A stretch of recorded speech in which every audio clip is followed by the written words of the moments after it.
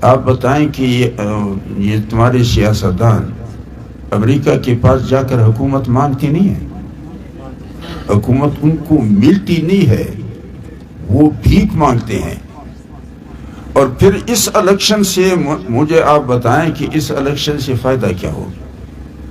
جو اس وقت دنیا میں جمہوریت ہے، انتخابات ہیں، الیکشن ہیں، اس جمہوریت کی بنیاد میں ہوا پرستی ہے، خدا پرستی نہیں ہے۔ جمہوریت خدا پرستی میں ہے، ہوا پرستی میں بھی ہے، لیکن ان دونوں جمہوریتوں کی نوعیت میں فرق ہے۔ جو رائے جمہوریت ہے اس کی بنیاد میں ہوا پرستی ہے، خدا پرستی نہیں ہے، کیونکہ اس کے سرپرست امریکہ، برطانیہ، فرانس، چین اور روس ہے۔ تو اس لیے آپ دیکھتے ہیں کہ اگر انتخابات کے نتائج ہوا پرستی کے مقاصد کے خلاف آئیں گے تو اس میں پانی پھر جائے گا۔ اور آپ اس انتخابات سے کیا فائدہ کہ آپ کا وزیر اعظم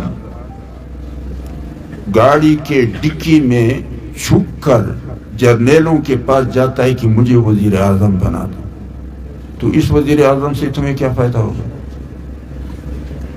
اور جس تمہارے نمائندے کو جس کو آپ نمائندہ بنا دیتے ہیں، اگر وہ اتنا سا فوجی اس کو ٹیبل پہ چڑھا کے اس کو کہتا ہے مرغا بنو، اور اسے کام پکڑواتا ہے، تو یہ تمہارے لیے کیا فائدہ لائے گا؟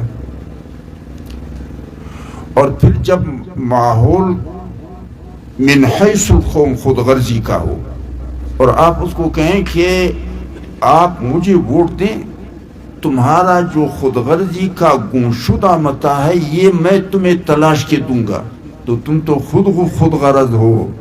جب بھوکا حیوان سبزے پہ پہنچے گا تو وہ دوسرے حیوان کو بلائے گا یا خود کھانا شروع کر دے گا۔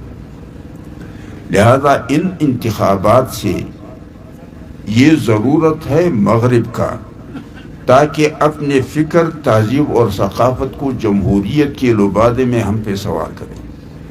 اور پھر ضرورت ہے ہمارے اسٹیبلشمنٹ کو، ہمارا اسٹیبلشمنٹ مغربی مقاصد کا وکیل اور مفادات کا محافظ ہے، وہ اپنے اس کردار کو چھپانے کے لیے جمہوریت کا لبادہ اڑواتا ہے، سیاسی جماعتوں پہ ملبہ ڈالتا ہے اور عوامی نمائندوں کو وسیلہ بناتا ہے۔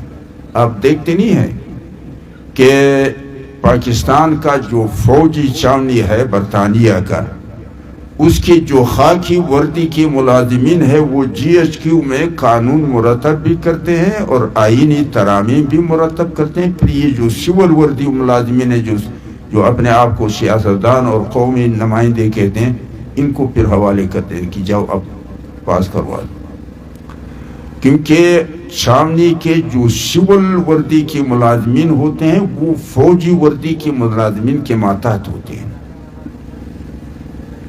تو اس لیے اگر آپ حضرات میری بات مانیں تو نہ ووٹ لو نہ ووٹ دو، جھوٹ نہ بولو، جھوٹوں کی پیروی نہ کرو، سچ صاف ستھرا بولو، سچوں کا ساتھ دو، مشکلات حل ہوں گی، کیونکہ النبی صلی اللہ علیہ وسلم فرماتے ہیں الصدق ینجی، سچائی تمہیں ہر مصیبت سے نجات دلائے گا، جھوٹے دعوے ختم ہو جائیں گے، جھوٹی شہادتیں۔